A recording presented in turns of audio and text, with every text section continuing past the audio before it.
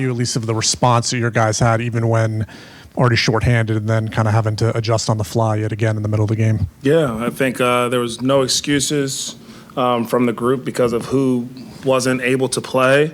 Everyone made the most of their opportunity, went out, had a good competitive effort.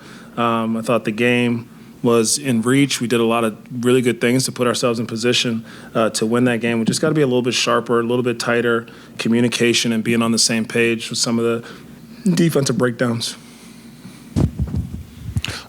Miles obviously went down with ankle injury, came on the bench in the street clothes. Just what can you say about what's going on with him, if anything, right now? Yeah, all I got just post-game real fast was just we'll evaluate him tomorrow at practice, right ankle.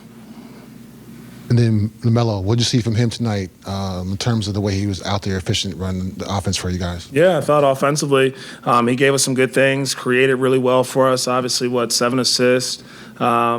It contributed to a ton of the playmaking that we had out there.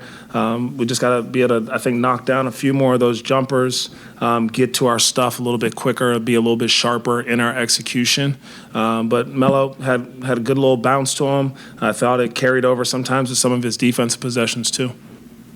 The lead got up to 12, I think, midway through the second quarter, and the Bucks went on a run before the end of the half. What went wrong in those last couple of minutes leading into halftime? Yeah, again, just I think some of our defensive breakdowns and, a couple times in transition, not stopping Antetokounmpo or taking away his baseline post-up move at times or the shift activity, one of those things where you got to trust it. I know that they hit a couple threes here and there, but you want to take away that pain, and then you got to be able to get out and do both. And that's the type of presence or game plan you got to have when you play a guy like that, and then having that much shooting around him too.